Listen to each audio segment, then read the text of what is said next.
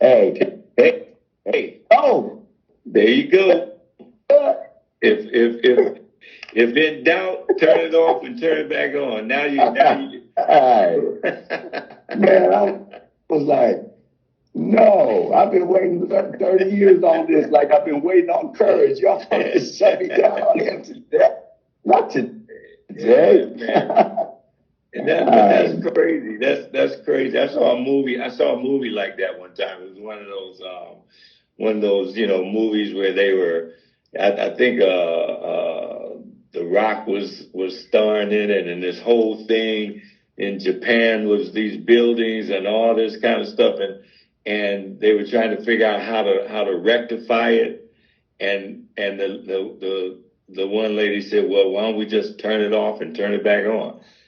And they did it, and everything rebooted and all that kind of stuff. So I guess there's something to that, right? Right.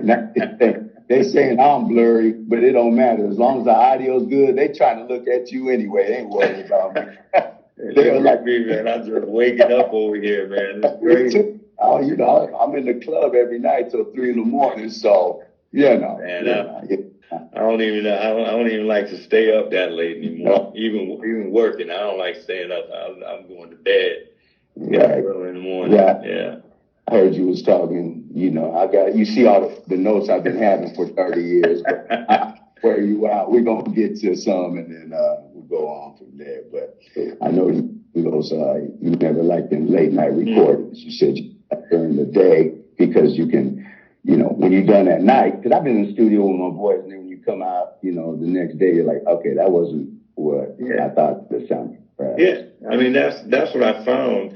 When I was a kid, and just really getting into it, it was like, oh yeah, we stand in the studio all night. Me, Leon Silvers, Dana Myers, all those cats and stuff. I remember there's a tune on the Look album called "You're the One for Me," and I remember we started that vocal at 3 o'clock in the morning and finished at about 7 or 8, and then went to the early morning showing of Star Wars. One of the Star Wars movies that just come out. Yeah, that's when I was a kid, man. But then as time went on, it's like, you get in there and you're in there half awake, half woke, half asleep, and you're doing stuff and you think it's hidden, and the next day you listen, what is this? So that's, I can go now, I'll go till about, 12, maybe 1 o'clock or something like that. But, after that, it's time for me to lay it down, Yeah. I be in the clubs. I think by the time I get up, I don't take too much coffee to be on the radio because, I got to be focused a little different. But by the time I'm about 7 cups of coffee in. So, people like how you do it. Go about 8 cups of coffee. Don't think this is nothing natural about that, Yeah, I know. Man, people say we look alike, man. I think it's because we light-skinned. Yeah. You know what I'm saying? Get that. Between, when I was younger, it was the Elder Barbs thing, right? Elder Barbs, exactly. I had my hair like that. I had the little mustache, the Prince thing. Oh, hey, don't tell me I didn't work that angle with you and L. Don't. Hey. Come on, man. Hey, man.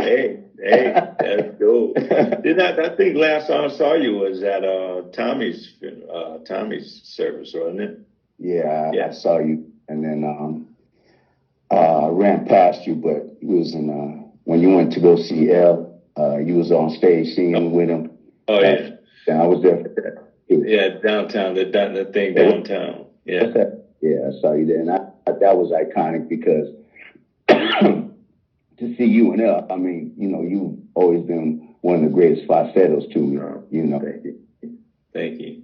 Definitely, you've been on my list since day one, and to see you and L up there, I was like, oh man, because that was just ad lib, right? Y'all didn't put that.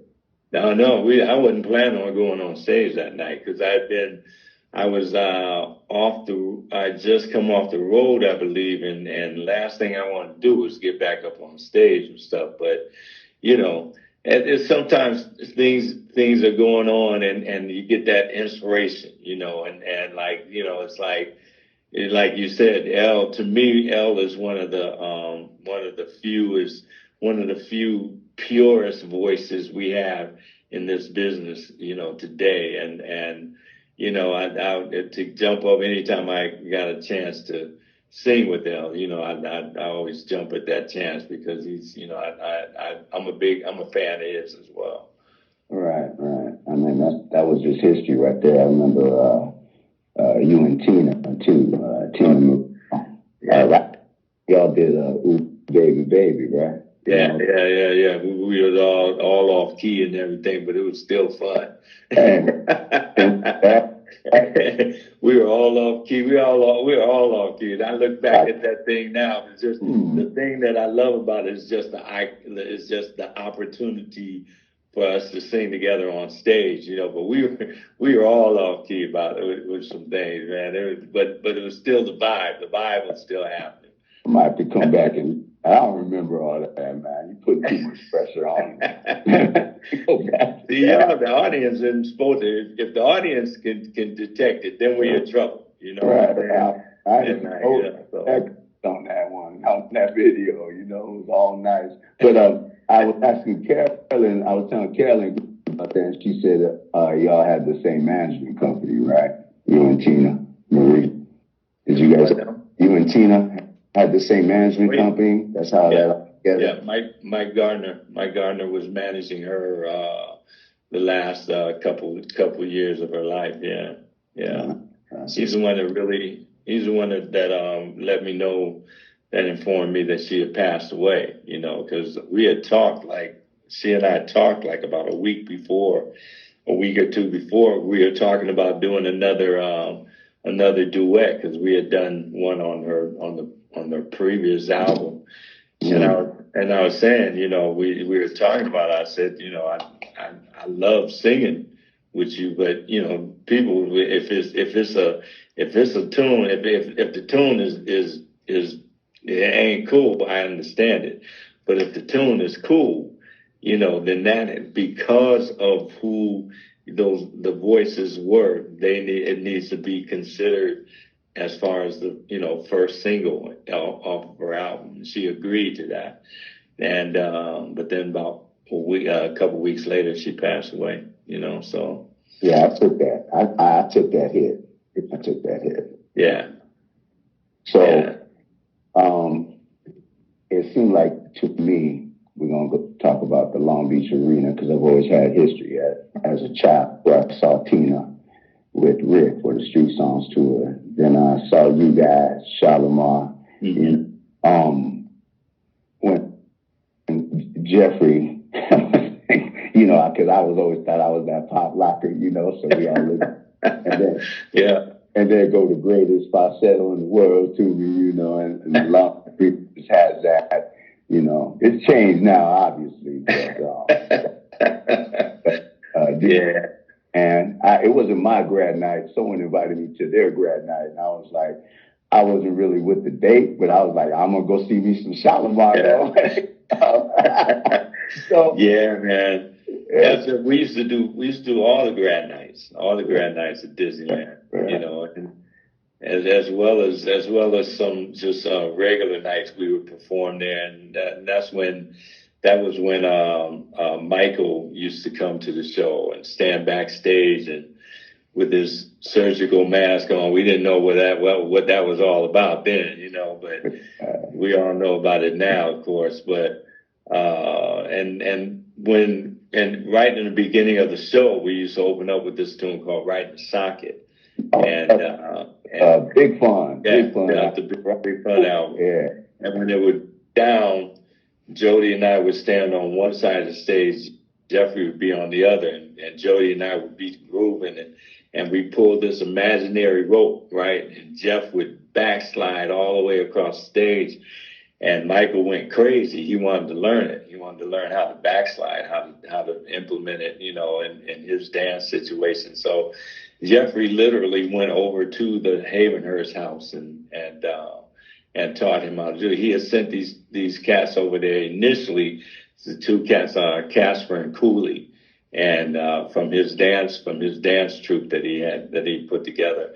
And they went over there, but Michael couldn't quite grasp it from them, I guess. And then when we came back off the road, because the reason why Jeff didn't go over there initially, because we were going back over to England to do some promotional stuff.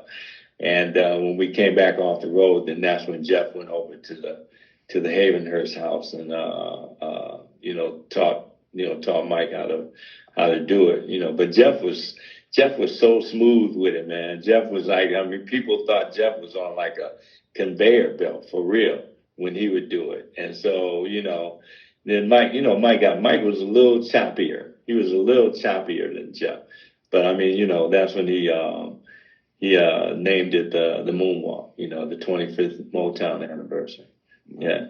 It was a backslide, but yeah. Mike can call it what he wants, Mike can call it what he wanted. But but it's like, man, it's like, there's, like they say that saying, there's nothing new under the sun. You know what I'm saying? So if you can go back to some old time footage I've seen, some of some of the old, even black and white footage of some of the old dancers and all that kind of stuff back in the day, way back in the day, they would do little forms of that. James Brown did little forms of the backslide or that type of situation. So, man, there's nothing new on this side. I remember I used to pat myself on the back sometimes we were going from that natural to the false, you know what I'm saying? Without a break, you try and hit it and then up, and all that. And then I'm like, I'm feeling full of myself one time, and then some years and years ago, I saw this documentary that they were doing on Marvin Gaye and early Marvin Gaye stuff, and he was hitting that stuff. I'm like, what? Are you serious? So, man, there's nothing new under the sun, man. Everything, thank God, everything has been done. And then, you do it again and it improves. And then you do it again and it improves from there. That's what life, I guess that's what life's all about. Life, everything, No doubt about that. Because I'm like, people twerking. I said, well, Knee Deep talks about twerking. Yeah, so nothing new either. So Knee Deep came out in 78. I'm thinking twerking is new. No, get your twerk on. ED by P-Funk, by Parliament. No, it's not new. It just came around. Yeah, man. I don't know about the twerking thing, man. That's. I told my woman, the lady I was with, my ex. I told her one time that we were watching something about it, and they were twerking. I said, baby, that's one dance you do not have to learn from me. You don't have to learn that. That's okay. We can pass over that one. Yeah, I'm okay with that. I'm good. I'm good. You don't have to learn that from me. I had my old ass out there with her on the ground, and I'm like, hey, hold up, dude. I don't need that. So, we all over the place, man. I know. Yeah, it's okay because that's how I do my interviews. We just talking. Like in the club with some yak, we just talking, man. So, your journey from Akron, right? You came over Akron business. Yeah. So you come over here because I'm gonna try to get into the flats. What was the club called? Maverick's Flat.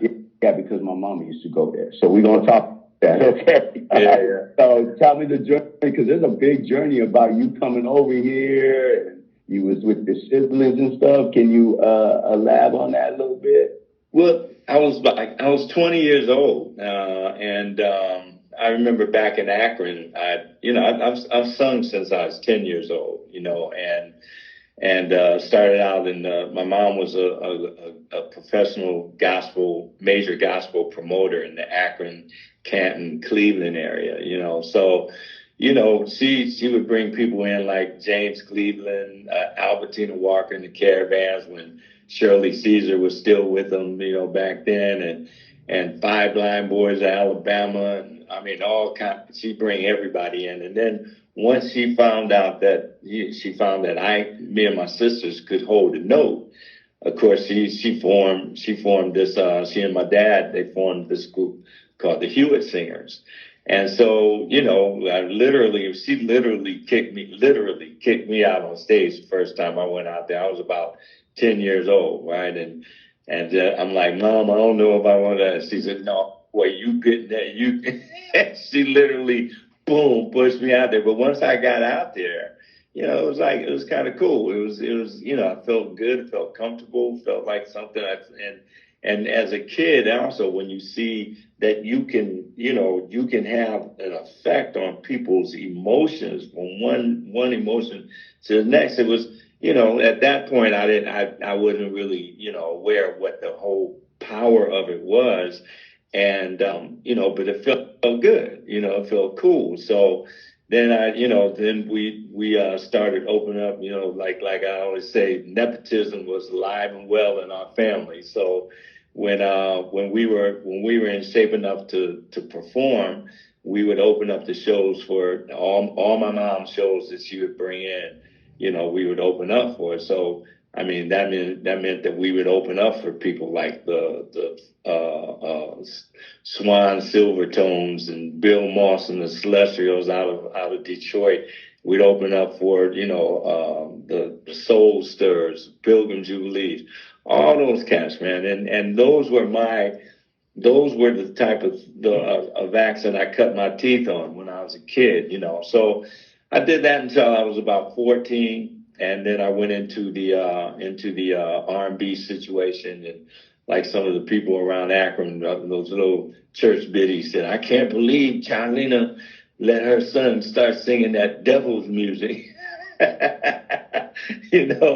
So, and then it took my mom, after a couple of weeks, she was going on her radio broadcast, because she had a radio broadcast that was number one on the Sunday morning slot for what, 30, 40 years or so, And so, it took her going on her show saying, hey, she said the worst thing my son could ever do would be not to use the gift that God gave him.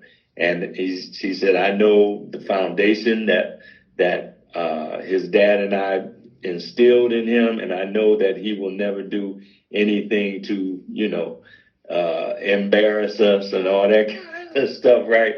And so she said, and plus, she said, if I like it, you all should love it. So just, and from that point on, like I said, I was about 14 or so then, and 14, almost 15 then. And that was almost like my green light to do to go ahead and do what I wanted to do.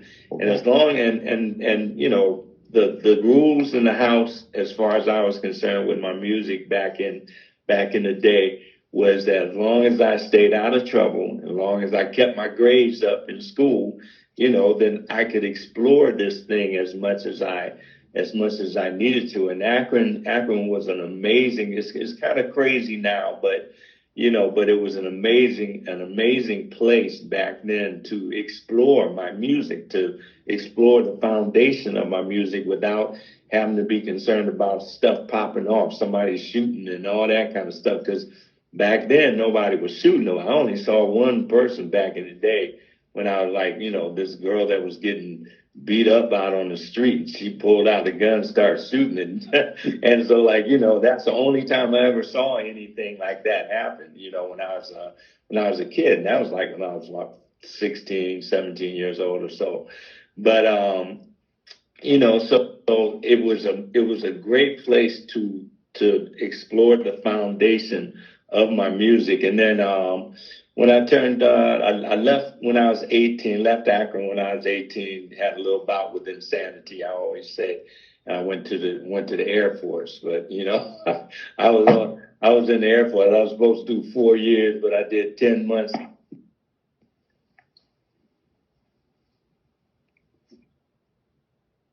Okay, no, I got it right when you said 10 months. So go after 10 months, and then I lost. Okay. I did 10 months, 11 days, and 4 hours, and I was out, honorable discharge, full benefits, everything. I can use my GI Bill now if I wanted to, because it's like, once you like if you get when I came out, I went to Kent State for a couple semesters, and then, when I first came out here and started making a little bit of money, I used it to buy the first house I ever bought. So there was a reason. Thank God there was a reason, but that's a whole nother story. That's a whole nother thing. So, but I went back after I got out of there. I went back home to Akron, and I was there for about a year, and then I came out here when I was 20 years old, and I touched down out here. I touched down LAX, man. I had like about $34 in my pocket. That was it. But I had no responsibilities, no wife, no kids, nothing, so I had a ball, man. It was like I was, my cousin picked me up at the airport, and for about 8 months, it was me and him. 8, 9 months, it was me and him. I see my cousin now. He lives in Huntington Beach, and I see him now, and we have to laugh for about 15, 20 minutes before we can have a decent conversation. Right. We start remembering all the crazy, stupid stuff we did within that 8, 9 months.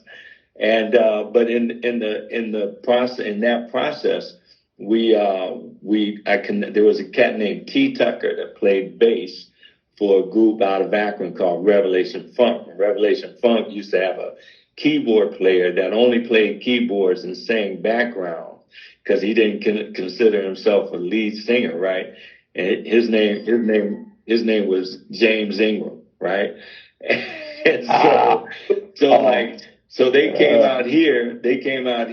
Left Akron, came out here. They were out here for about a year before I came out. I think I was still in school when they came out here, but they came out in about a year and a half. They broke up. And some of them stayed out here. Some went back to Akron. So by the time I got out here, T. Tucker, the bass player, was playing for these people who keep trying to text me, doggone it. So you need to put on the do not disturb before you know. I don't know how to do all that stuff. That's what everybody says. Put on the do not disturb. Put on and do that. Yeah, you better come shine to get you on that game real quick. That's why I put mine on, because I know right now when I get done with you, it's gonna be like 100 of them. But anyway, it'll be blowing up. So like T. Tucker was playing bass for this group called the Love Machine. Those were like seven women, 7 sisters. Boy, they're beautiful, beautiful sisters, and they were put together. They were a show group that toured all around the world, right? And they were rehearsing that night for a showcase that they were doing. They were going to do the next night for Tom Jones, right? To open up for Tom Jones. So he was... You pussycat, Tom Jones? Yeah, Tom Jones, an unusual to be loved by anyone. That's Tom Jones. Yeah. So he was coming to down to Mavericks to watch their show, and so T invited me. I called him, and he says, "Man, we're rehearsing this afternoon. You guys can get down here. I'd love to introduce you to the girls and blah blah blah." So my cousin and I went down there, right? And we didn't have a car. We didn't have nothing, man. And so we went down to Mavericks, and we were sitting there. We're from Ohio, man. I had the hair down, super fly and all that. And we're there, and we're flirting with the girls while they're rehearsing and all that kind of stuff. And then John Daniels, the guy that owned Mavericks and put together the whole thing, John and his brother Alonzo, he came in, and he looked at us like, who are these little in my rehearsal, So he was like, you guys gonna have to leave now, but the girls were like, oh no, please just let them stay, So we stayed there and watched the rehearsal, and then John starts talking to us, right? And he mentioned, he says, I've been thinking about putting, because Maverick's Flat on the weekend was a club. The downstairs was open on the weekend, and Friday, Saturday, and Sunday, I think Sunday they were open as well. Friday, Saturday, and Sunday they were open. Everybody used to go down to Mavericks, and John never had a liquor license, so they never sold liquor in there, right? But the back, they had a back counter in the back of the club downstairs where they would make these fruit smoothie drinks. But everybody used to come down there, and you see Lionel Richie down there. You saw Richard Pryor down there all the time. You see Shaka, she would come through there. All kind of people, and the finest women, some of the most beautiful women, right? And so, he that first time Michael, my cousin Michael, and I went down there. John starts talking. He said he always had this idea to put together another show group, because like I said, and on the weekends it was a club, but during the week upstairs they had the offices and the rehearsal rooms, and they had a booking agency called Maverick International. So all of their bookings were overseas, right? Everything was over in UK, Europe, Asia, and Asia. I don't think they went into Africa at that point. But so he said he always had this idea to put together a show group, a classy show group with 2 male singers and 3 female singers and a band and everything. And he wanted to call it Beverly Hills, right? And so we start talking, and then that's when we put together this show group. At first it was me and my cousin, and this girl named Roberta Patterson, this girl named Gwen Briscoe, and this other girl, Deanna. I don't think Deanna was in the group at that point, but she eventually got into the group. But we started rehearsing, and long story short, got it to the point where we could tour, and our first gigs were over in Helsinki, Finland, right? And from Helsinki, Finland, we went to Geneva, Switzerland, Benidorm, Spain, to Sweden, places in Sweden. We were all over the place. The first tour I did with them, I stayed over about 9 months, over there. I was making $250 a week, But hey, man, again, I had no responsibilities, no wife, no kids, no nothing. It's just me. So I was having a ball, man. I was having so much. I remember going to Saint-Tropez, France. We played Saint-Tropez, France, and we only played, the gig was for a week, but we had to stay there for about 2 weeks after the gig before we moved to the next spot, right? And man, I was on people's yachts. I was partying because, Saint-Tropez, you got people pulling their yachts up, and Jacqueline Onassis yacht pulled up there. I was on there, invited to a party on there. Remember, man, I was just having a ball, man. So we stayed over 9 months for the first tour, and then came home for about a month. Came back here for about a month. And then we went back over for about 3 months. And then I got a $50 raise when we went back over. So I was making $300 a week, but I was a hired vocalist, That's why, I have empathy, I guess might be the best word for my musicians, for the musicians out there, because I was in that same position at one point. I was a hired vocalist, so I can relate to that whole situation, That's a journey. Yeah. Oh, man. Yeah. I've listened to your interviews and stuff, because I always like to have everything happen organically, but I like to pick up things that have that are more kind of situated with me, so I can relate more about what the artist has been through. But man, that's incredible. So you're already doing your thing. You're over here, you're singing, you're touring. This is before Shalamar. Yeah, this is before Shalamar. Okay, yeah. So how does, I know, but enlighten us how that came together, because I know Motown and Solar are on the same building. So yeah, that part.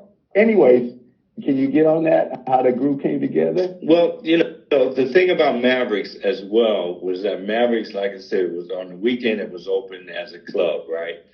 So you know, you see everybody down there, all people down there, and all the Soul Train people, all the people from Soul Train would come down there as well.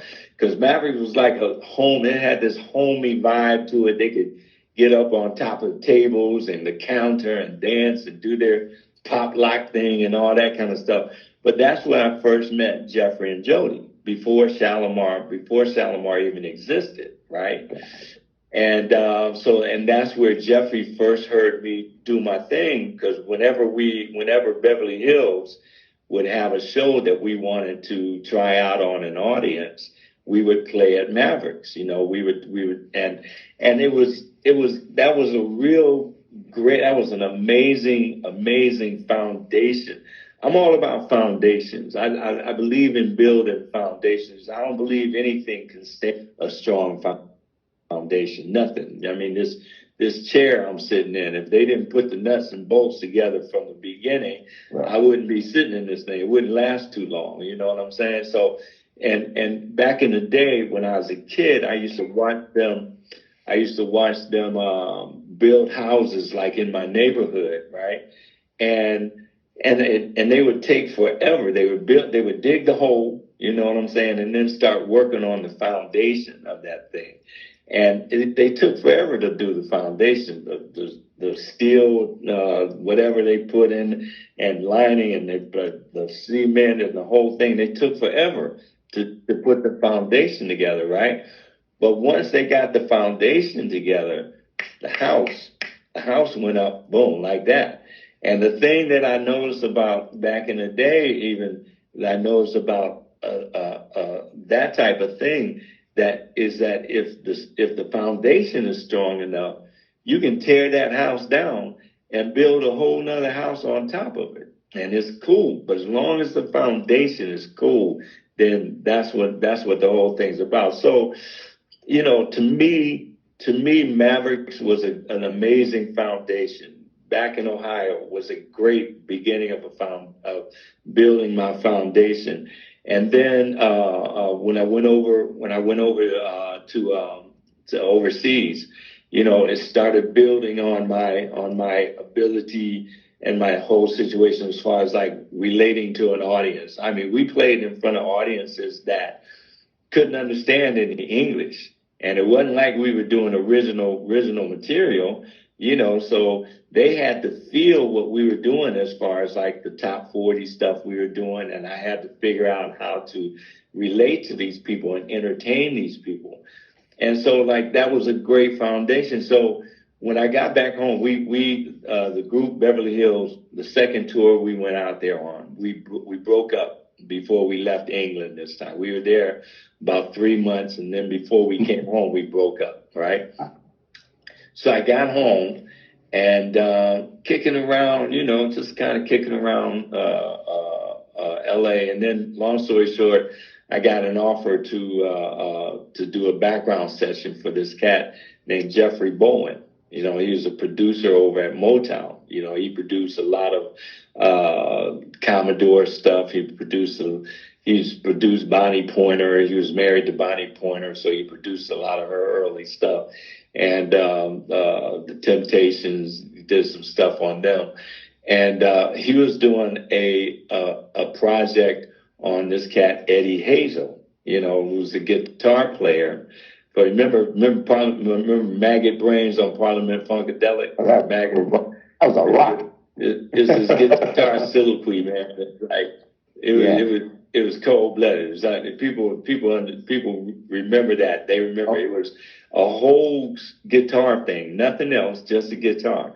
And that was Eddie Hazel, that did that guitar, guitar soliloquy on called Maggot Brain for Parliament Funkadelic. So Jeffrey Bowen was producing a solo album on him. And this girl, Tammy Gibson, that used to sing with Wonder Love, she came to find me. And this girl, Kathy, I forget Kathy's last name, but she brought us together so we could do this session, this background session for this project, right?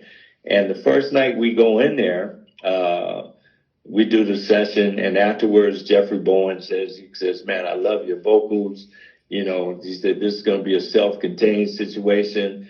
I'd love for you to be part of the vocal, you, Tammy, and the girl, Kathy. You guys be the voices because, Eddie couldn't sing. He played guitar, but he couldn't sing, right? So that was cool. He said, I can get you into the AFTRA, into the union, tomorrow we can do that, he said. And then, we'll work on the contracts as far as, Motown, because they were doing it under the Motown banner. So I said, cool. So we started working and got into the union. The union was like, even back then, for a duet or the scale for a duet or a solo situation was like $135, $140 an hour, right?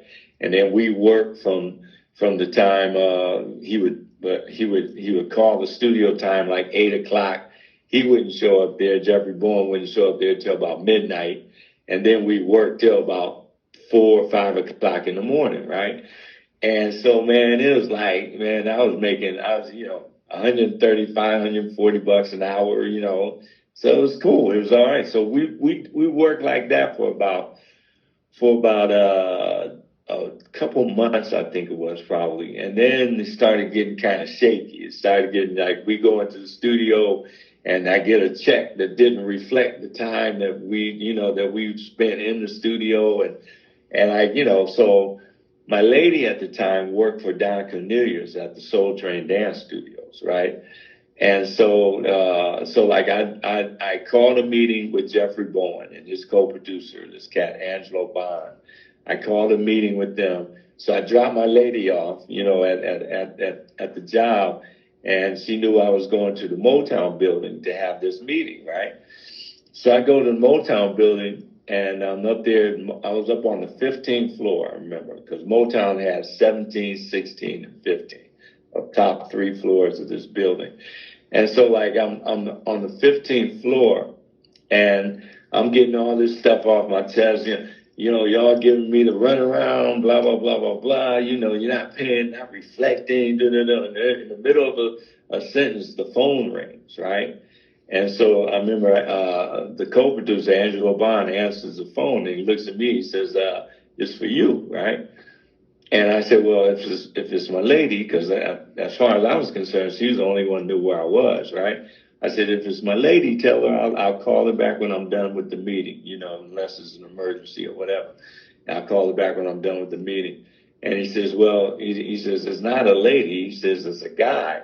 And that was before cell phones and all that, right? So, and that was when if you answered the phone and all this crackling and everything, you knew it was a long distance phone call back then, right? So he says, it's not a lady, it's a guy, and it sounds like long distance, right? So I get on the phone, and it's Jeffrey Daniel, right, from Shalamar. And by this time, they had the tune Take That to the Bank out, right? And so they were in the middle of a promotional tour, and, the guy, this cat, Gerald Brown out of Cincinnati, did the saying, Take That to the Bank, right? So they're in the middle of this promotional tour, and I guess they get into something that they can't resolve or whatever, and Gerald jumps on a plane and leaves them out there in the middle. He told them, well, when y'all see it my way, give me a call, right? So he jumps on a plane and splits, right? So like Jeffrey Jeffrey knew that my lady worked for Don, right? And he called her to find out where I was. And so she tells him that that from what she knows, I'm at the Motown building having this meeting, at the Motown building. And Jeffrey, to this day, because we do shows all the time, I'll see him in a month or so, because we'll be back in the UK doing shows and stuff. But for the last I forget how many years now we've been doing, because we do shows all over the world. But he still won't tell me to this day how he got to, that specific office, how he knew I was in that specific office. So he calls, and I get on the phone. He said, man, this is Jeffrey Daniel from Shalamar, blah, blah, blah. He said, we want to offer you an equal position in the group as lead singer, And he goes through this whole thing, tells me what went down, the whole thing. And he says, we want to offer you an equal position in the group as lead singer. He said, you're at the Motown building, right? I said, yeah. He said, well, what floor are you on? I said, I'm on the 15th floor, right? And he said, well, Solar's offices at that time were in that same building on the 9th floor. You dig? So he said, we talked to Dick Griffey, the owner of Solar, and he's just waiting for you to, contact him.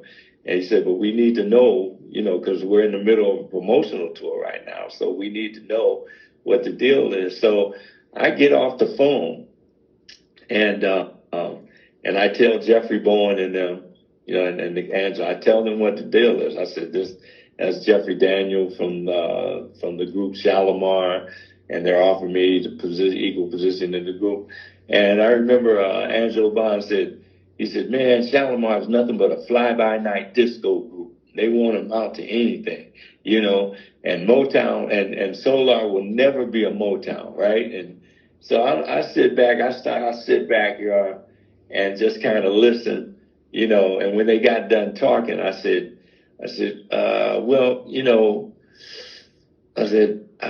I'm parked on the street. My car's parked on the street. I need to go put some money in the meter so I won't get a ticket. I knew that was coming. I was like, he played it out. So I left out of there, went straight down to the 9th floor, got in, talked to Dick. Dick reiterated what Jeff said. And he said, we need to know what the deal is, because and I said, well, give me tonight and I'm going to get people upstairs and see if they can rectify this whole thing. I said, because even back then you learn how important your word is in this business. You can sign all the papers you want to sign, all the contracts, everything, but your word is worth more. Any piece of paper is worth more than any piece of paper you sign. So I said, let me give them a chance to rectify, if they want to rectify this thing, and then I'll get back with you tomorrow, So I got in touch with the people upstairs, and I said, to Jeffrey Bowen and them, I said, look, I'll be home.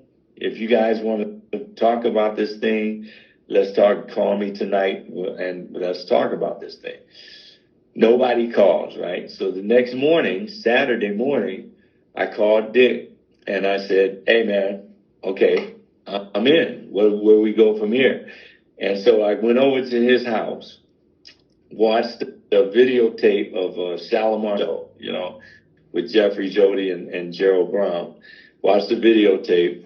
And then when I got done, I'm sitting in this rocking chair, I remember, and Dick says, well, sing something for me. Jeffrey and Jody say you're a great singer. Sing something for me. And I'm like, sing something? A cappella? No music, just sing something? He says, yeah, sing. So to myself, I said, well, Lord, well, Lord, me and you, right? So I started in the Feel the Fire by P.Y.T, Bryson, right? I used to love that song. Something that you told me stayed in my head. Got through the first verse, half the hook, right? And then Dick says, okay, I'll be right back, right? And he goes upstairs, comes back downstairs, and he says, he goes in one pocket, and like, he has some cash. He said, here's some cash, blah, blah, blah, blah, blah.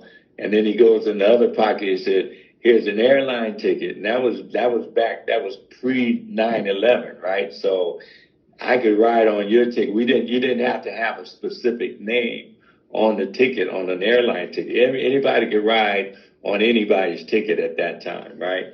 So he said, here's an airline ticket.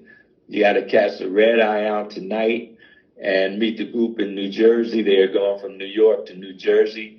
And he said, you'll get there tomorrow morning, which was Sunday morning. He said, you have all day to rehearse the lip sync and the choreography to take that to the bank. He said, because Monday you got a TV show to do.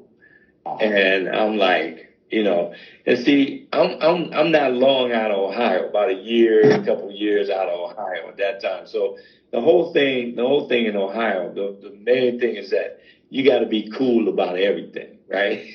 So I'm sitting there, and he says, you think you cool? You good? I said, yeah, man, I'm fine. Oh, God, that's no problem. Inside, I'm like, I got a job. I'm cool. So, and that's exactly how it went down, right? Monday morning, we did this, Monday afternoon, rather, we did this little local dance show in Paterson, New Jersey.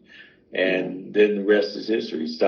Finished out the promotional tour with them, and then we got back here, and then we started working on the Big Fun album. That's when we did, Second Time Around and all that other stuff. So The rest is history, as they say.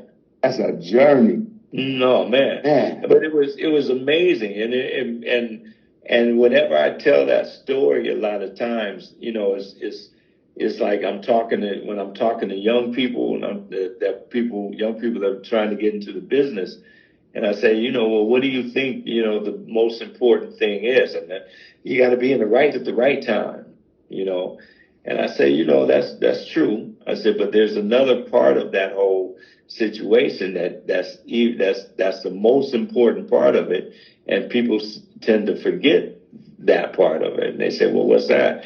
I said, you got to be in the right place in the right time and be prepared, because you can be in the right place at the right time, but you're not prepared, and that opportunity will just leave you.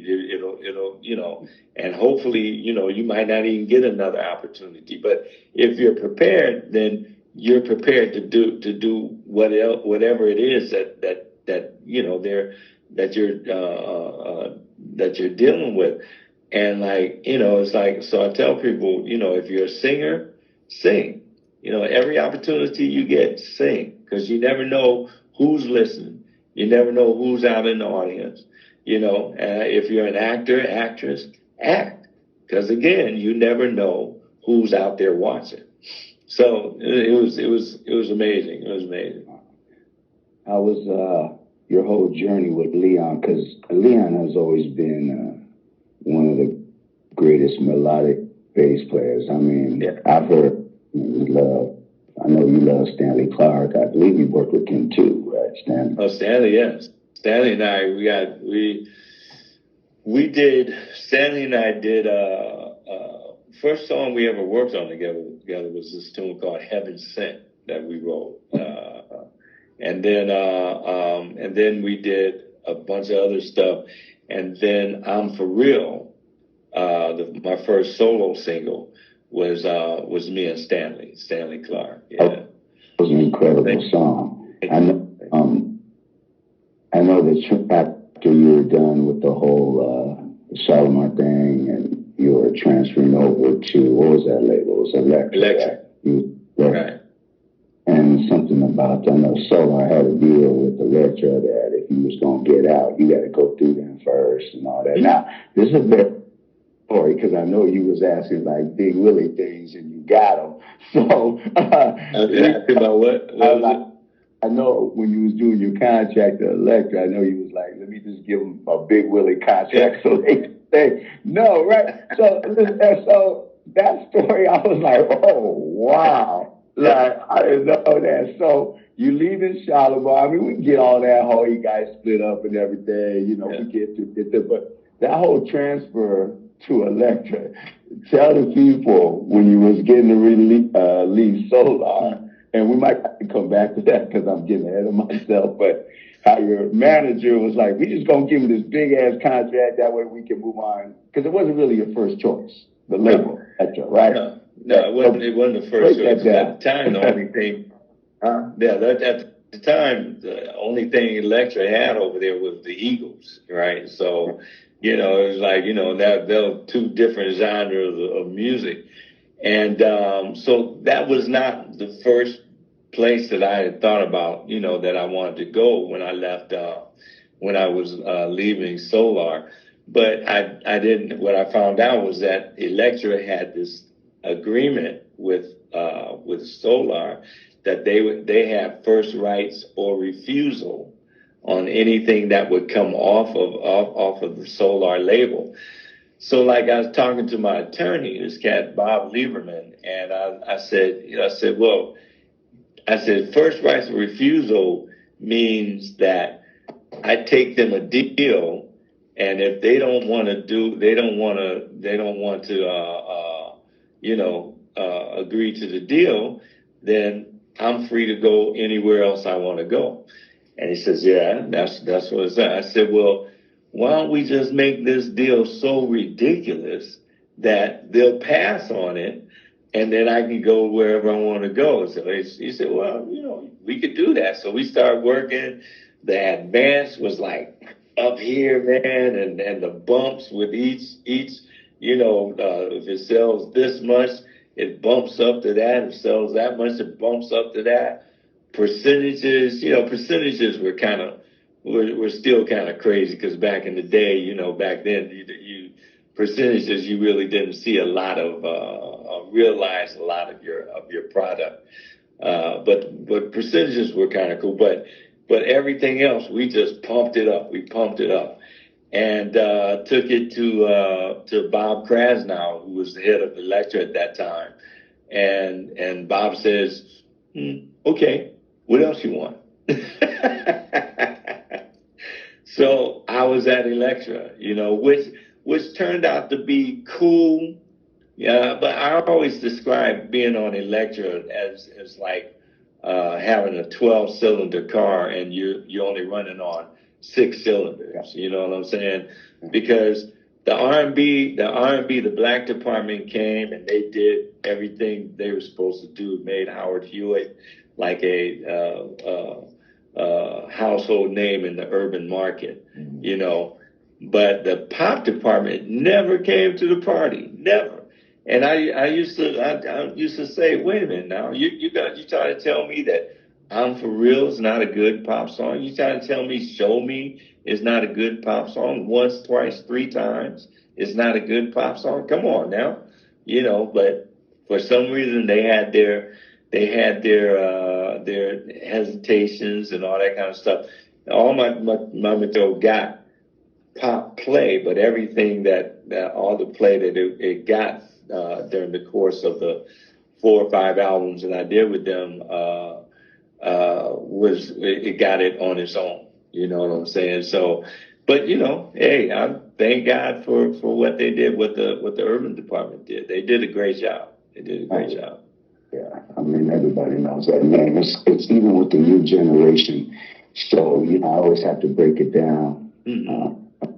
Play a Shalamar song, because everybody got their right that came out of that group, you know. But obviously, I'm gonna say what I gotta say. You got the biggest right because you had all those hits. So, honey, how you was a Shalamar, but you gotta remember they 21, 22 years old, calling me, you know. And then I talk about your singles, and people are like, oh wow, it's just amazing how people will gravitate the whole connection from the group to you to the singles, and it just keeps going. I just feel like that was always my job as a DJ, is to keep that as much as I could, you know. That's why I always appreciated Rick, because I know Rick knew, you know, he's on our station. So I Rick, and you know, his show was always before mine, and I just liked the way how he presented everything. And I was like, you know what? That's what's up. That's what's up. Go ahead. Now, I've always felt like, you know, that was one of the things as a DJ, that is the responsibility of DJs to educate the people that are listening to them. You know, educate. Like I remember hearing one time, they were. I was doing an interview at the station one time, and before we started our interview, they were playing. I forget which one, but it was a Shaka Khan song. But Mary J was singing. It was a rendition that Mary J did. Oh, the sweet thing, right? It was a sweet thing, I think it was. But they were playing. I'm sorry. I meant to say that they were playing Shaka. You know, Sweet Thing, the original situation. And they had people that were calling in. There's one lady calling in. Who is that singing Mary J's song? You know, and all that. And so the DJ had to school her. Said, wait a minute, hold it. No, this Mary J is singing this woman's song. This is the original. So I always felt like it was, you know, one of the responsibilities of a disc jockey is one of the many things, you know, facets of that profession that they, you know, educate people. That's why it's so crazy now that they have all this automation going on. And, you know, it's not, you know, people can't, there's not that personal touch, that personal, interaction between, you know, DJ and the audience.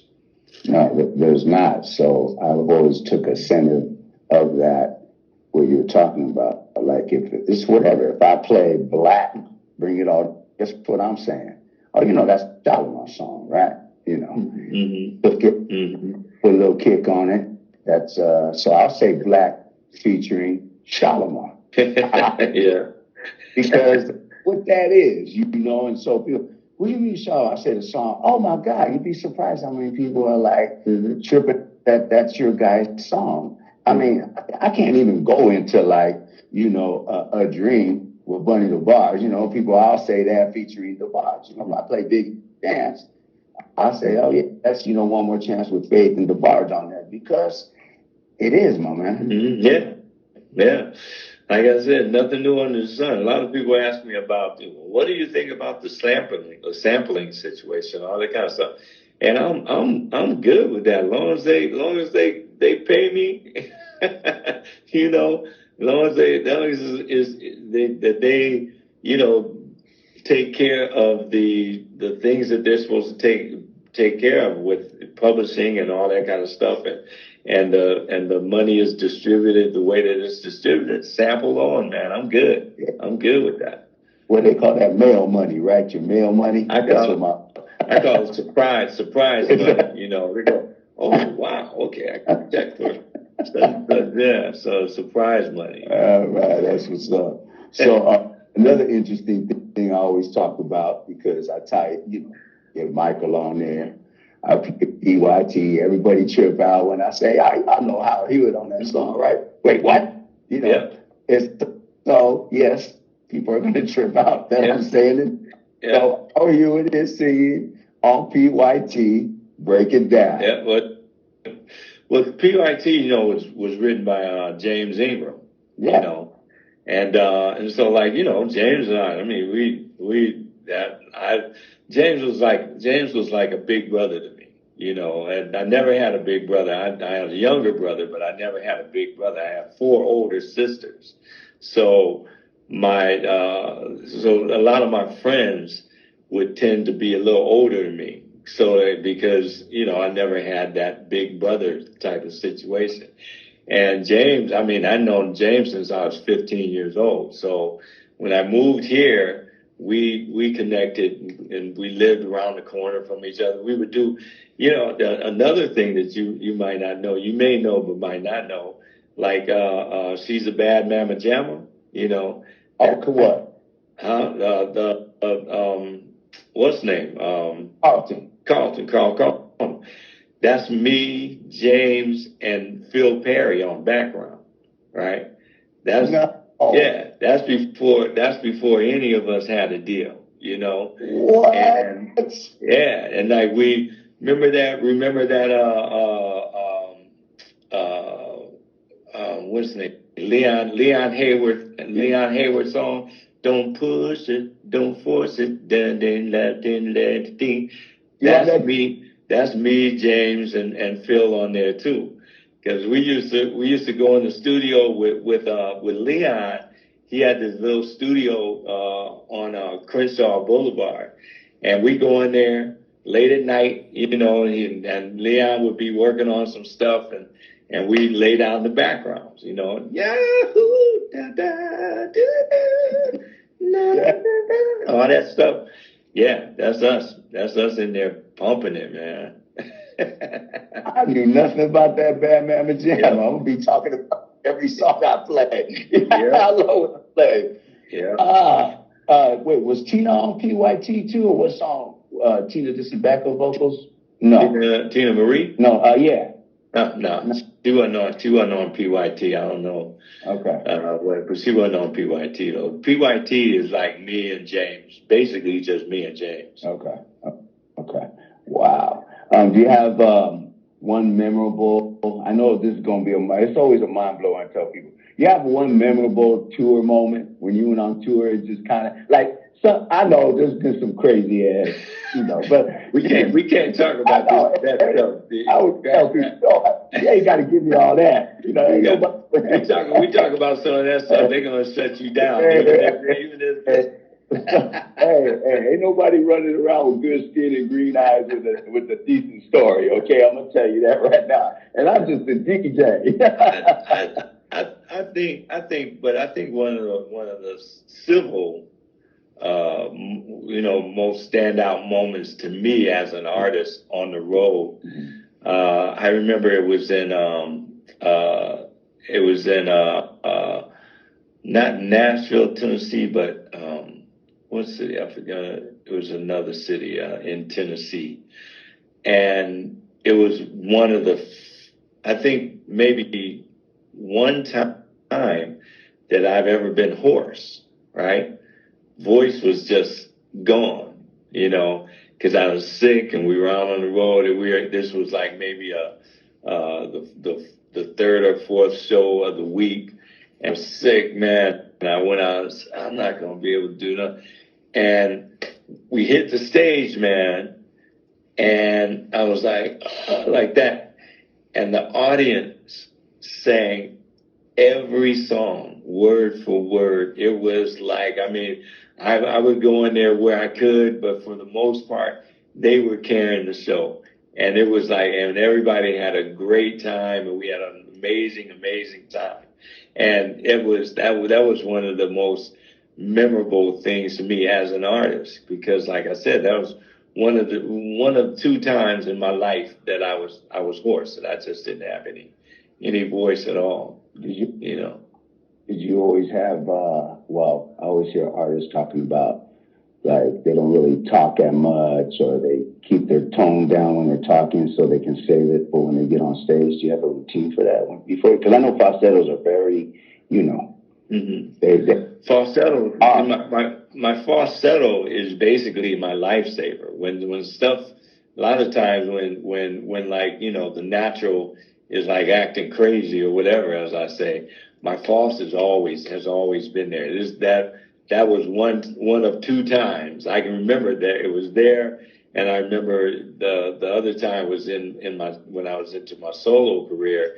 It was at the Mabel House in Atlanta, right outside of Atlanta, and we got to the third song. It's like an amphitheater, outdoor venue. And we got to the third song, and from somewhere, a cool breeze came in from somewhere and just hit me. And just my voice just like went away, everything. False, middle, natural, I had nothing, right? and I still had about 45 minutes left of the show to do. And man, I was sitting on laps and pulling hair. Oh, this ain't coming off, is it, baby? You know, all that kind of stuff. And like, sing, y'all sing. And they sang, they would have a good man. That's when the entertaining comes in, and it's like you have to entertain. You have to, like, you know, because it ain't about just walking off stage. That's the worst thing. That's the worst thing in the world you can do. Plus an audience, I think, appreciates it more when they know that you're having a hard time, but you still are out there giving it your best to entertain them. You know what I'm saying? So walking off stage, I've never, ever, ever walked off stage. Never. No, and that's what, speaking of that, I mean, I don't want to put it out, but when I saw, what's that kid's name? The Weeknd. He just walked off. All the others there. Like, yo, money, dancing or do something. He just walked off. I'm out. I'm like, oh, man. No, you never do that, because the audience they don't have anything to do with the technical situation. You know, I mean, if you had a sound check, okay, that's cool. Sound may be jacked up. Then maybe it might not be up to par as far as what you're doing, but the audience has nothing to do with that. They paid their money, and they're fans that come out to support you. So the best thing to do, to me, and that's just me. I'm not putting my thing on anybody else. But to me, the most important thing is to give them a show.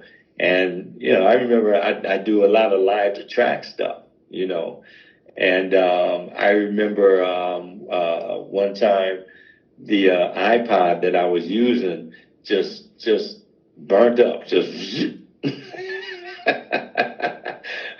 right in the middle of the show, man. And so fortunately it was a private thing, you know, about maybe 400 or 500 people or whatever. And I said, hey, the music, I didn't have a backup or anything. So I took the chair and sat it right in the middle of the people. They all gathered around, and they started, you know, we started talking about, you know, music, their favorite songs. I would do stuff a cappella, you know, and entertain, you know. So I think that's one of the things that the new school, as they call them, the new school lacks, you know, that, again, that foundation, you know, that has to do with your foundation and how comfortable and how comfortable you are with your foundation. Right. I feel that the newer generation, you know, they're not as people connected, you know, they don't deal with people a lot. So that's what I felt with the Weeknd. I go, he probably doesn't have that many, you know, sit down, do a Q&A, yeah. You know. Yeah.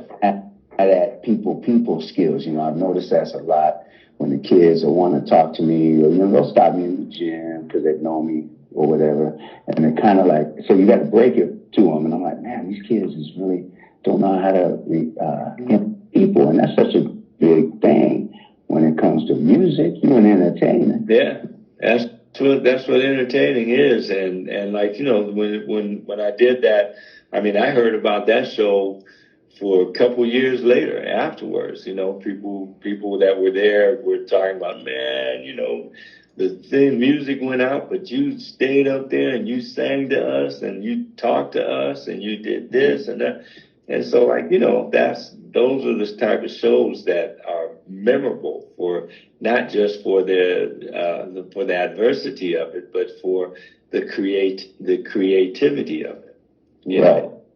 And you're interacting with those people too, so they take it in personal. You know? Exactly. People exactly feel they know you just from listening to your records, and when they come up to you, they're presenting themselves like they've talked to you for 100 years. You know, so you got. I know. So, you know, it's part of the game, but you have to be ready, set for it, you know, and they just don't even have an ounce of that to get connected with those people. Yeah. Did you have I like asking this question. Do you need to go, Howard? You still good? I'm good. Okay. I'm good. did you have a favorite song that you recorded? I know you had, I don't like to call them gospel, but your sermon songs have always been so beautiful when you were doing that and just kind of giving the word of God, but it wasn't a gospel song. It was just, I don't know how to put that. A couple artists have done it. I was like, man, this is really a pretty song, but it's not gospel, but it's just talking about God, you know. Relationship. Yeah.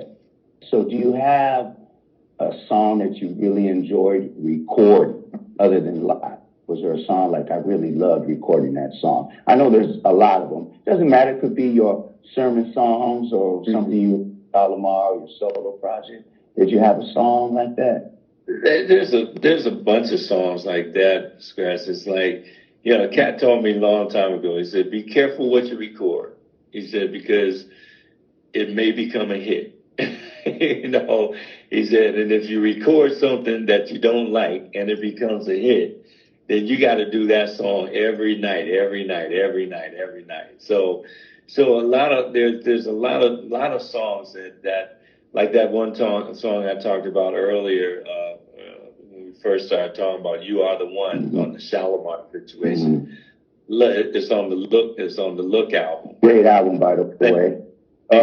Thank you. Yeah. And I know it was towards the end of the Sega, but man, I thought that thing was going to be top 40, you know. But what happened, Dead Giveaway was a huge hit. You know, it was at the time, MTV was only playing two black videos on MTV, and one was Michael and one was Shalamar with Dead Giveaway. So Dead Giveaway was huge. What I think happened was that the breakup really threw the record company. It threw them. They didn't know what to do. They didn't want no. And that was when the Look album was when Jeffrey and Jody split. You know, right? So you know, I'm like, at that point, it was like, man, you know, what am I doing? At that point, I told Dick, I said to Dick Griffey, I said, okay, maybe this is a good time for me to, you know, to do a solo album or something like that. He says, well, you know, he said, you got 2.5 more years left on the Shalamar joint.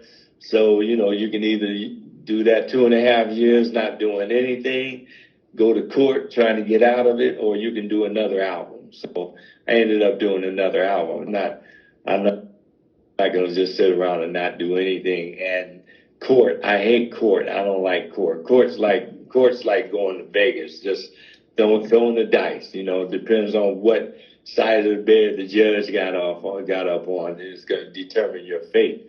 So I went in and did the Heartbreak album, which was the last album I did with Shalamar. But no, the Look album, man, it had You Are the One on there. It had all kind of stuff on there. I mean, there were about 2 or 3 #1 records on that project. If they would have, like, you know, if they would have gotten themselves together and dealt with the breakup and just, you know, did it the way it was supposed to be done. So, you know, You Are the One was a great song. Even when I go to the independent album that I did, there's an inspirational song on there called Call His Name. And it's an amazing song. I love that song.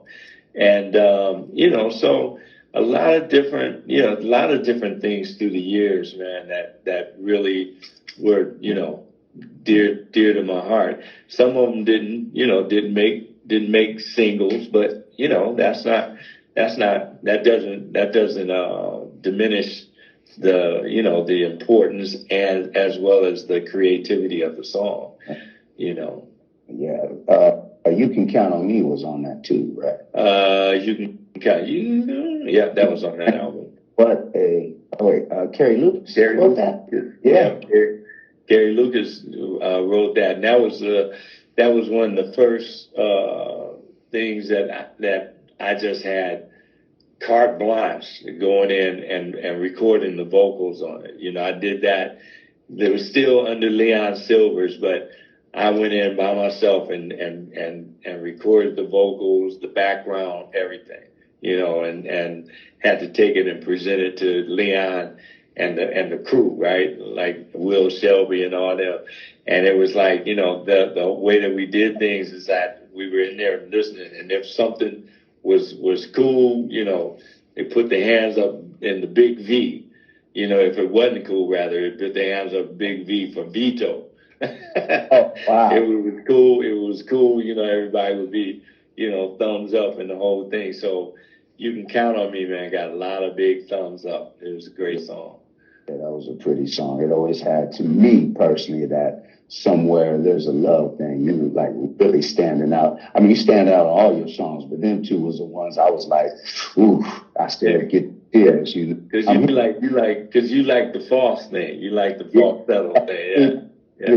My mom was Marvin Gaye to the end, so I had no way out. Yeah. I had no way out with that. Yeah. Definitely had no way out with that. So you get onto your solo thing, you release these albums, and you got anything coming up or anything you're looking forward to? Well, my main thing now is I'm having a great time doing, personal appearances and all that kind of stuff in between here and overseas. I'm working on a documentary that these people are doing on the former Congresswoman here from California, Diane Watson. I'm in charge of music scoring and all that kind of stuff for that project. Okay. And so taking my time with that and putting that together the right way, because her story is a story that needs to be heard. She was the first Black Congresswoman here in the state of California, and so it's an interesting situation. Yeah. And also, they have they released the box set, the Electra, they called it the Electra Years, so all the albums that I did for Electra plus some other bonus things, they released that a couple months or so ago. I'm really proud of that, because it has like, a duet on there that I did with Roberta Flack, and then hopefully I send out love to Roberta, and for her health. She's having health challenges now, but with that, the cover that I did with on the Eagles song, I Can't Tell You Why.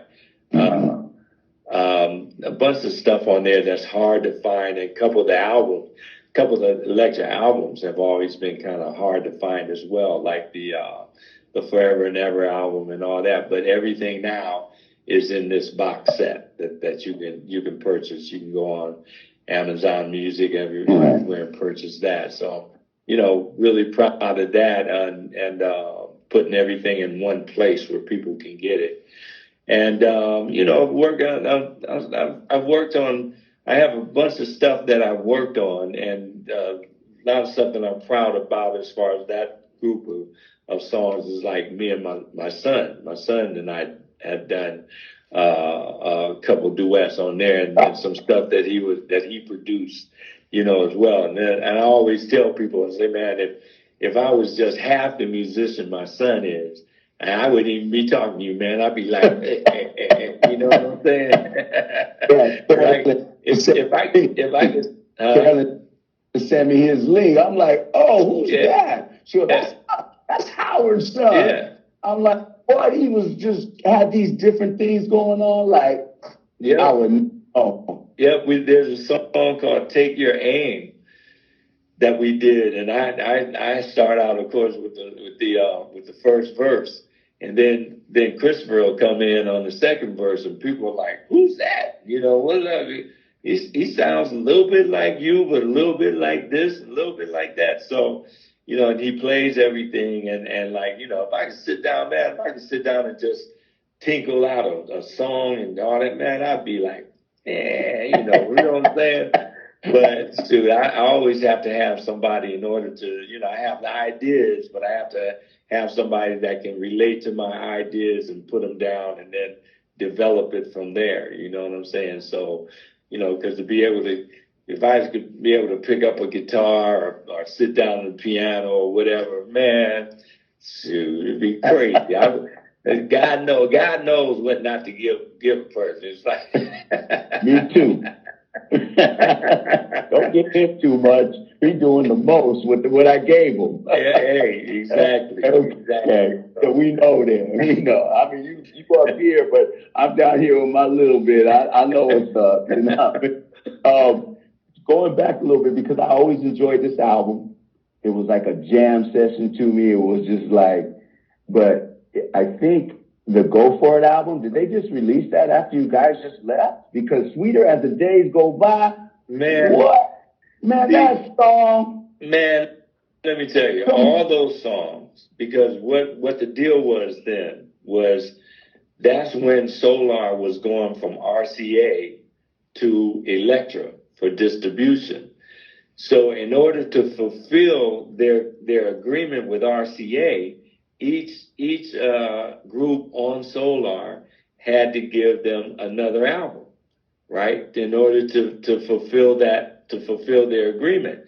So what was crazy is that we called those albums. Whispers did an album, Lakeside did an album. I think Dynasty had to do an album. Yeah. And Shalamar. And we call those albums like the throwaway albums, right? Because we just put stuff on it. But man, that's when, man, Sweeter As the Days Go By is one of the funkiest tunes in the world, man.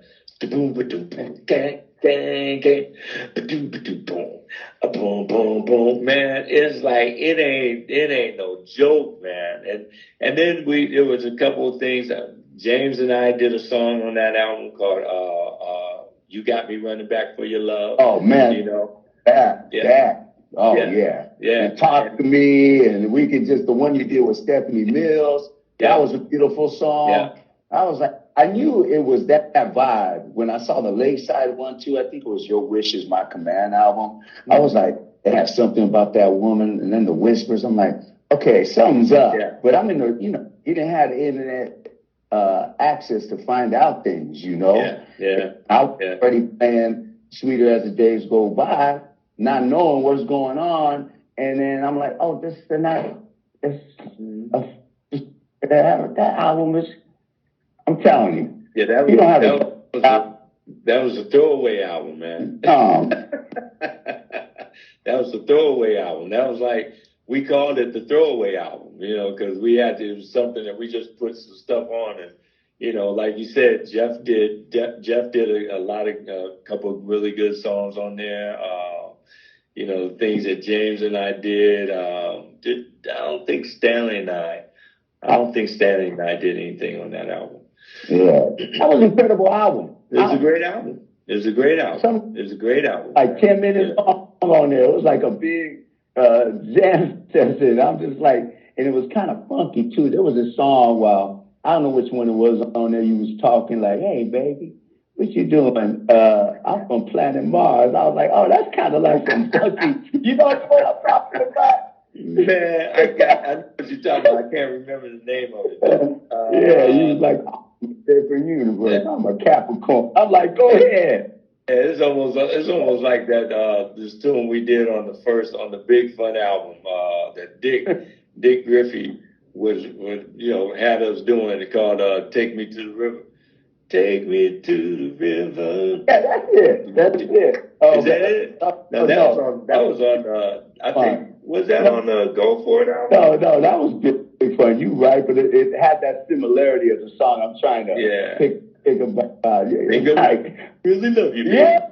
Man. I'm like, man, I hated that song, man. Oh, you did? It was out the box. But we had to do it because it's Dick Griffey. It was Dick's that he wrote some lyrics on, so we couldn't tell the owner of the company, we ain't gonna do your song. And at that time, I was just doing everything that they put in front of me because I was like, I hadn't been in the recording game long enough to really voice an opinion. Right, you know? right. Yeah. Hey, speaking of voice opinions, did you have to go through any, like, come on, you got to do it, or I'm not doing it when you started doing your sermon songs? Was there like a little thing? Because I know how labels are.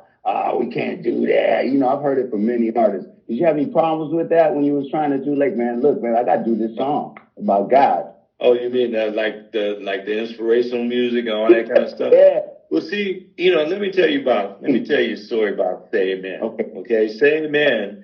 Before I left, a couple years before I left the group, I remember praying. Seriously, I remember saying a prayer, and I said, Lord, you know, I said, when I'm by myself, when I'm responsible for what I say, you know, in my music, I said, I promise you that I will honor you on every project that I do, right? And so, like, you know, I remember praying that prayer, and then a couple years later, like, I guess I was into it because I knew that was going to be the inevitable step at some point.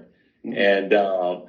And so, like, you know, when I finally, you know, ran my contract out with Solar, and now then I did the lecture thing. I had to go on a lecture. I went on the lecture, but I had a meeting set up with the A&R people, with the lecture, with the new management company that I had hired, Shankman and de Blasio. Wow, these names are coming back to me, right? As we're talking. But Shankman and de Blasio were my managers at the time. I had just hired them. And so there was a meeting set up for me to sit down and talk about the direction of the first solo album. So I remember going into the meeting, I shook everybody's hands, I sat down, and I was excited. I was really excited because this is like, you know, first solo album and the whole thing. And so I sat down, I said, now, before we get into this meeting, I said, I just want to say that I want to do a song to the Lord on this album, right? This is in 85, man. This is back in 85. It's like Niecy would do a gospel album, but then she'd do an R&B album. Well, I was talking about doing it on the same R&B album with the gospel song, which I called the gospel at that time. I think Say Amen and all the stuff called his name is really inspirational music. It's not really gospel. Right. Gospel is a whole nother thing. The Shirley Caesar and all that quartet stuff, which I have mad respect for, but that's not what that whole thing is. So I remember I said, I want to do a song to the Lord on this album, right? Man, it was like you could hear a pin drop in there. Nobody said nothing. It's like, you know, and finally the one guy that was with the lecturer with A&R, the A&R department, he starts talking. He says, well, you know, Howard, you know, it's like we want to take your career in the sex symbol direction, and might not be conducive with gospel overtones and all this kind of. Then this other guy starts talking, and then the guys, my management team, he starts talking because I hadn't even talked to them about this, right? So like, you know, so he starts talking, and then I sit back again, you know, like I did at the time with Jeffrey Bowen, and just sat back and listened for a minute. And then when they got done, I said, listen, I hear what you're saying. And I said, I understand what you're saying, because nobody's ever done that type of thing before. I said, but when you talk about the direction that you want to take my career field, I said, without God, there would be no direction, no career field to take in any direction. I said, this is a promise that I made to the Lord. This is a promise that I made to God. And my promise is I have to stand by my promise to the Lord, you know. And so I said, you know, now so let me just rephrase this whole thing. Maybe I started out the wrong way. I said, let me just say that I'm going to do a song to the Lord on this album. and now we can talk about everything else we need to talk about. And of course, it was like got the pushback and all that kind of stuff. But once Say Amen got out there, and then when Robert Townsend put it on his HBO special with Partners in Crime HBO special, that even made it blow up even more. And once it did what it did, Bob Krasnow and I would always, before I would start another project, he and I would always sit on the phone, or if I was in New York, or if he was here in LA, we'd sit and have a meeting, and we would talk about the direction of the next song, next album. And after Say Amen, after the success of Say Amen, at the end of every meeting we would have, Bob would say, well, I know you're going to do another one of those God songs, right? God songs. He called them God songs. Yeah, I'm going to do another God. I'm going to do another one of those God songs. So every album, praise the Lord, every album has always had one or two songs, honoring God, Christ, the Holy Spirit. And every album that I ever do will always have that on there as well, So yeah, I haven't given up on the promise that I made. Right. I mean, even with some of the songs, they can relate to God too. When you talk about I used to love, I still love that, commit to love, talking about guys, committing to love the guys, it's funny how it's the vibe of that. Your solo career. I'm like, oh man, I like that. I'm a God-fearing man. I'm at church and to hear artists make that transition. But I love, the other songs too, the freaky deaky. But Yeah, I remember a cat came up to me one time after I Commit to Love was out, and Say Amen was, everybody would love to Say Amen and stuff. And he says, man, Say Amen is a great song. He said, but it would be a huge song, and this is before it was like huge what it turned out to be. But he said it would be a huge song if you would just change God to baby, just change it to baby. So I'm like, man, I'll put that away from me, I know you can be like. I know you got the sermon, singing and everything, but I know everybody got that style like, man, who you talking to right now? You know? I know. Oh, man. Hey, come on. It was crazy, man. But it's important that that you stand up for that. What's that old saying? If you don't stand for something, you'll fall for anything. Yeah. You know what I'm saying? So it was really important to stand up for the Lord. You know what I'm saying? Stand up for what I believe in and what the whole situation is about. I mean, every show that I do to this day ends with Say Amen. And then I could be playing a theater or just an arena, a club or whatever. Every show ends with Say Amen, because we can be, I'm for real, show me once, twice, three times, I'm for loving you, all that kind of stuff. But at the end of the show, we're going to be praising the Lord, and thanking God. And that's what the whole thing's about for me. Right. And especially right now, everybody. Man. Come on. Especially now. We're living in a time now, like they've always said, we're living in the end times. And, but when you think about it, you go into the Word, and it says in the Word that, one day to God is like 1,000 years to us. You know what I'm saying? So we've been living in the end times forever, since we've been born, So but those birth pains are getting closer and closer and closer all the time. So, we're living in some crazy times now. We just went through a thing with the shutdown as far as like the pandemic is concerned. I mean, that's something that none of us have ever experienced. That's something. And with that, I used to tell people, I say, look, if you come out of this thing the same person you were when we went into this thing, said you've wasted time, because we just experienced something that we've never experienced in our lives. So it has to have some type of effect and some type of change in you. The way that you look at this, the way you look at that, it's got to be something that changes in you when something like that happens.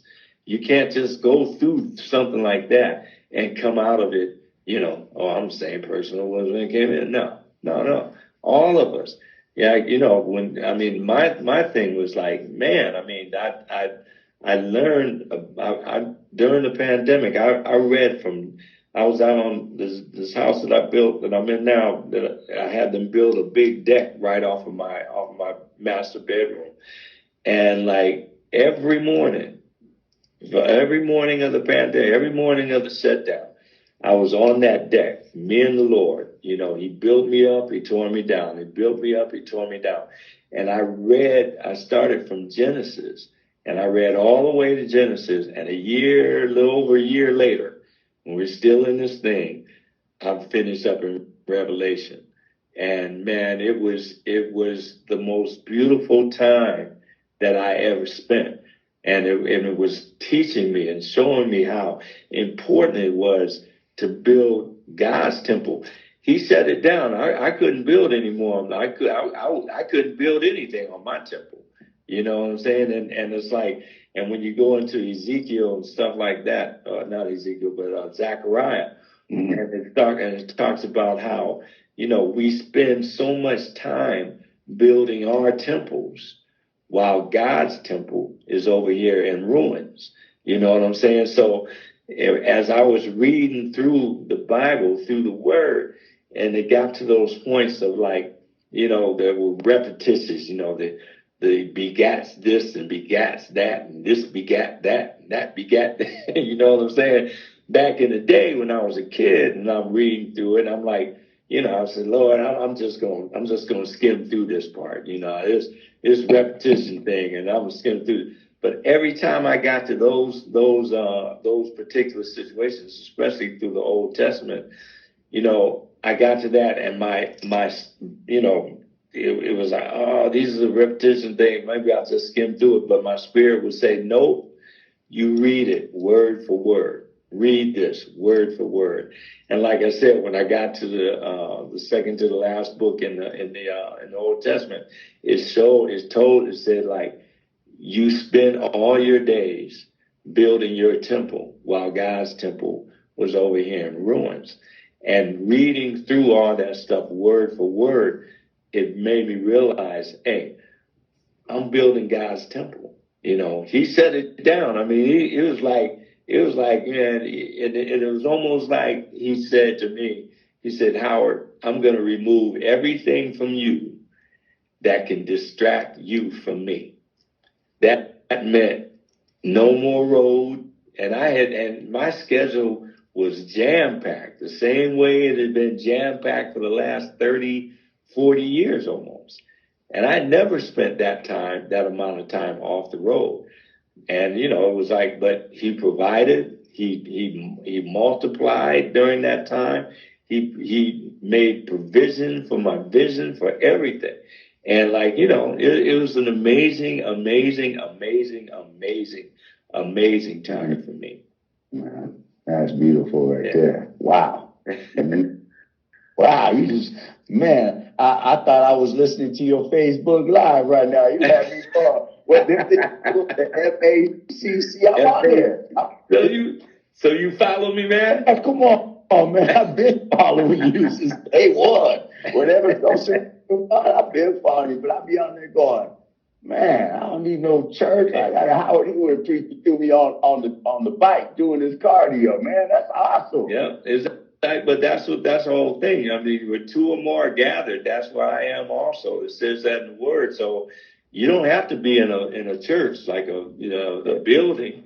I mean, this right now, what we just talked about, what we just dealt with, because we're talking about the Lord, Christ, the Holy Spirit, God, Christ, Holy Spirit. We just had church, right there, man. We just had church.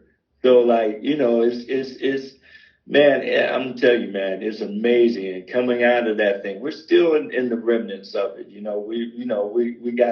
We gotta learn how to live with it because, it ain't going nowhere. So, we got to figure out that whole, but it's just like the flu. I'm not comparing it to the flu because it's killed a whole lot more people than the flu has. But it's just like the flu. We have, we have, when you catch the flu, you don't want to be around people, so you got, but you I'm hoping that people understand the whole concept of the mask right now, because, the flu, if you catch the flu, you put a mask on, the putting a mask on is so that you don't spread your nasty germs to everybody else. You know what I'm saying? So, but when you catch the flu, then we have tons and tons of cold and flu medication, on the shelves that you can go buy and help you get through that situation a little easier. And I believe that that's how we'll do as far as COVID-19 is concerned. We got the vaccines where I'm like, when we took back in the day, we couldn't even go to school unless we took vaccines, and wasn't nobody running around talking about, well, what's in this, what's in the vaccine. They weren't talking about that then. It's like, so now we got politicized. We had some idiot that was in office at the time that politicized everything. I don't think that dude really understood and knew what politicized really meant, because he said, I'm the least politicized person in the world. But everything he did was politicized. Everything. He was not, people give him a little bit more credit. I don't think he was the smartest person in the world. I was out of high school, but I knew better than that. Exactly. So, but there was so much going on, man. It was like, and things that we could look at, and we could, just have to implement them into our lives and come out of that thing better than we were going into it, and I hope and pray that I did that for myself, and I hope and pray that that's been the case for a lot of people, the majority of people. I really appreciate, the time, even now when I go on now with FACC, people tune in and we talk about stuff and just kick it, you know what I'm saying? And I don't go on every day like I used to, but the times that I do go on, I hope and I pray that somebody gets something from it, just, even if it's just a good feeling, I do, and I see people's comments on there, when you're on, especially when I'm driving, I got it on. It's just good to hear, those things. I mean, we need it, especially people that have, looked up to you and had your music and your voice has put them in great places. And, people have been in the dark times, man. Yeah. And which, like I said, we're still in the remnants of things, and we're in a time of that we really have to take these things and look at these things seriously. And it's not about, just haphazardly going through life anymore. You got to take this thing serious, this thing called life, this gift of life that God has given us, that we're supposed to live, not hide up under a rock. We're supposed to live with all of our shortcomings, all of our weaknesses, everything. We're supposed to live this thing called life, and that's just the bottom line. Yeah. Well, I'm taking it all in, so thank you for that, So get on. Thank you for listening too, man. Love all. I mean, because I have to deal with it. It's kind of a regroup to hear you and other people talk, on the gospel channel on XM, and I've always loved Aretha's gospel. It's always took me a good place. Yeah, right. Aretha was like, man. See how many albums she got on that? A lot. Ton. ton of albums. And I'll watch some stuff on her, man, even just her hum. Right. She hums and it's like, oh, it's like amazing, man. Like that documentary, Amazing Grace, man. I could watch that thing over and over again. Yeah. You know, it was just amazing vocals. Yeah, it's definitely a great movie. They did a good job on that. You know, they don't do too many good ones sometimes, so I was happy they did her right. You know what I mean? Definitely did her right. So I know they're gonna ask. So Jody ain't still came around, huh? Huh? I said Jody still ain't came around, huh? Okay. Man, you know what? It's a year today. It's a year today. You said, I'm sorry, like Akon, because Shauna told me, you know? Yeah, but to as far as like to her, as far as her defense is concerned, if it is that, I didn't do that, you know, for her to come around, as you say. Right. I didn't do that. I did that. It's just like people don't understand forgiveness, right? Like forgiveness is not for the other person. It's for you, so that you can get whatever it is out of your spirit and move on and continue on with your life. That situation was not for Jody to come around. You know, that situation, I did an interview with Vlad TV, and they did little excerpts from it to promote it. Oh. And this one excerpt that I saw, this guy said something like, so you mean to tell me that, you know, it's been 40 years and you guys haven't, you know, addressed this situation or anything like that. And when he said that, man, it hit my spirit like 40 years. That's some people's lifetime. You know what I'm saying? I mean, my girl came in from England and was hanging with me, and we went what I call grave hunting. She wanted to see where Marilyn Monroe was buried and where you know, Michael was buried, all that. People from England, they're really into that stuff. And so, like, you know, we're walking in the cemetery, in one of the cemeteries like this, like where Marilyn Monroe is buried. It's this little cemetery in the middle of Westwood. A lot of people, you ride by it every day and you don't even know it's a cemetery there.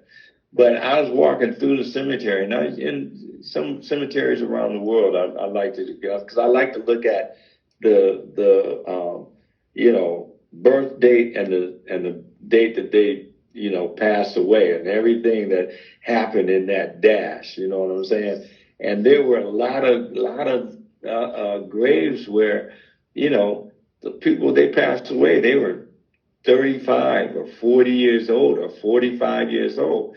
So 40 years is like somebody's lifetime a lot of times. So, man, you know, it's like I started thinking about that, and it was like, man, I mean, and I had never addressed it. And that's what I went on there for, to get that thing up off of me. Okay. You know what I'm saying?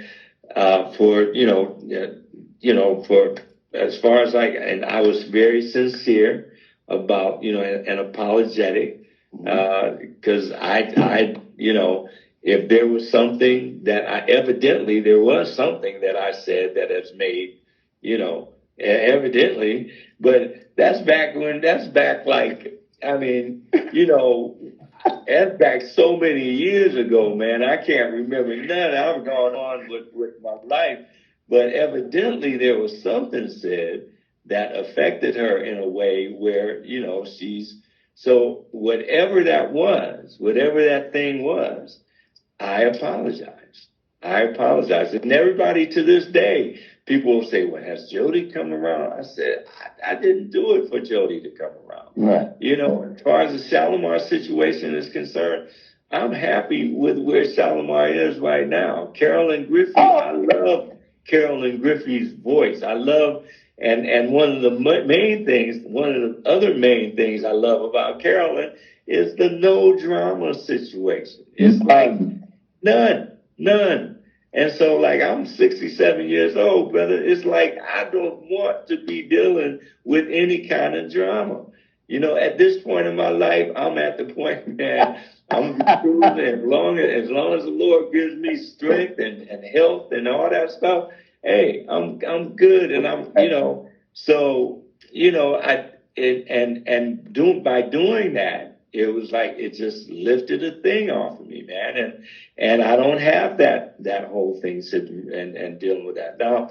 You know, I mean, if a number came up or a situation came up that was cool and we could do it with no drama, I'm good with that. But you know, my career is not based on that, and it's like, you know, so you know, hey, and like I said, me, Carolyn, and Jeffrey, man, we have a ball when we're over there overseas and doing our thing, man. Would love to bring it back here, but a lot of people are stuck on that whole situation. So I don't, you know, I'm not gonna try and force a square peg in a round hole.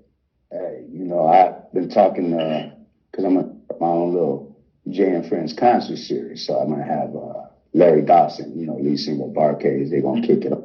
But I've been talking about you, Carolyn, and Jeffrey. He goes, man, bring that. I was like, yo, man, come on, I'm over it. I've been over. You know, I knew talk like, because Shauna told me about it, and I usually don't go that route with my interviews. But I was like, you know what? I know he done over it, but I'm just gonna say it to say it. You know what I mean? Yeah. I understand. Yeah, because people want to know. They want to see what the reaction is, or what the you know, the reasoning was, or whatever. Right. But it was that whole situation, just for people to put it simply, was for my spirit. You know, for my spirit, for my, you know, for my spiritual edification. Right. You got to close it. It's like I didn't see my daddy all my life, but I went and hunted him down to shut it down. Mm-hmm. He went out to go get him. I called my uncle. He's like, whoa. I said, I just need to see him. It ain't nothing about nothing. He ain't got to worry about. He ain't coming from no back day or nothing like that. I just need to close the door. Can you give me that? And he did, and that was cool. Yeah. You know what I mean? Yeah. It was cool. Never saw him again until he passed away. And, you know, unfortunately, I saw him one time, and the next time I saw him was at his funeral. But, you know, that's things you got to deal with. That's FACC, baby. FACC. There's like, you know, and with that, what you're saying too is like, and that's one of the things that I thought about as well. It's like people are dropping out of here like crazy, man. But it's that season. It's that season. And so, like, you know, the last thing I would have wanted would be for, you know, something to happen to Jody, and we never, it was never, you know, expressed. And, you know, or something happened to me and it was never expressed, you know, so, yeah. I feel you. Yeah. Well, I just want to let you know how much it's been a blessing. Oh man, it's been a blast. I've had a great time, man. You know, I know people complaining about they can't see me, but the audio's good and you good. So that's the hell with JScratch. We're looking at how the video is great. I know you got a show coming out in my hood for Valentine's. You're gonna be with Sherelle and Jay King. Where's that gonna be? Oxnard. PACC. Yeah, because the radio station hub is in Oxnard. Okay. So my man's putting it on. So we're gonna see some good things. I know you're gonna end it with "Say Amen." We already know that. Every show. I'll tell you, every show. I gotta praise the Lord. If something happens and I can't do "Say Amen" at the end of the show, I feel weird. I feel strange. You know, but sometimes. You know, there's been a couple of times through the years where, you know, something was cut short, or we had to you know, whatever. But for the most part, 99.5% of the time, everything always ends with say amen. But that's why I don't do an encore. People say, well, why don't you do an encore? I said, after you say amen, what else is there to say? There ain't nothing else to say. Like, for instance, do you ever catch yourself, since you're so wanting to end it with that song, like When I See You? I remember I saw you in Hollywood. Bobby Brown was up there playing with you on stage. Even though when you do little things like Bill Bellamy clowning like that, you still walk off. Man, I wish I could have ended that with amen. Yeah, stuff like that. You talking about the Hollywood life? Yeah. With you over there with Carolyn. Yeah, I was like, I wonder if he was like, man, I like that. Bless him with it. Yeah, that was good though, man. I mean, whenever am I gonna see Bobby Brown, Bill Bellamy, and Howard Hewett singing Tenderoni and Bobby just acting up, you know? I know, man. Bobby and I had just done like a thing over in Zurich. Oh, okay.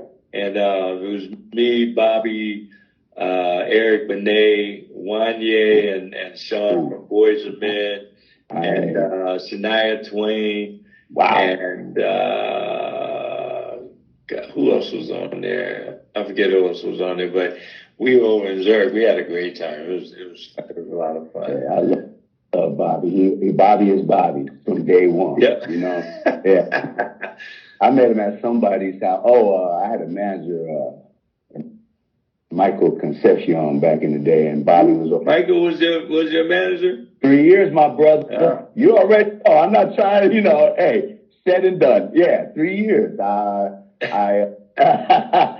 stayed, lived at his house, slept at his house, and everything, man. So, man. Hey, you know. Yeah.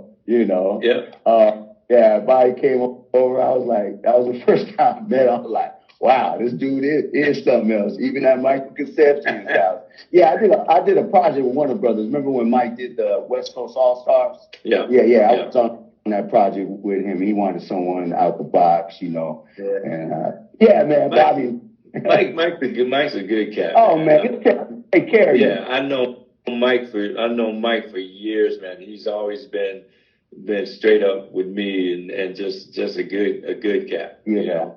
I think he was talking one time about you and Luther, because he wanted to put on West Coast All Stars, but he wanted singers. Mm-hmm. But I don't know what, Benny had the touch of the Midas touch back then, but he was just, but I don't know what happened to that. But yeah, man, so Bobby, yeah, that was Bobby's cat. And this is like, we never really hung out the way that we hung out in Zurich, in Switzerland. That was like it back in the last part of September and October. And just hanging out like that, man, it was like, Bobby's a good cat. He's really good. He and his wife, Alicia, they're good people. Yeah. That's good. Okay. Well, my man, I got my podcast coming. It's going to be in Westlake, so I hope you can come by and give me 90 minutes of your time when I get that one. Yeah, it's been a solar week for me. I had Reggie on, then I had Mark Brown. I was like, oh, this is a solar week for JScratch. I like this. That's good. That's good. Yeah. I keep you on the 411, and I appreciate you and Shauna for coming out, man. Thank you. Thank you, man. I appreciate you, man. So definitely we need to holler real soon and break some bread sometime. It'd be cool. Yeah, I'm good on that. So let's chop soon and stay blessed. I'll see you Valentine's though. God bless. God bless. All right. Take care now.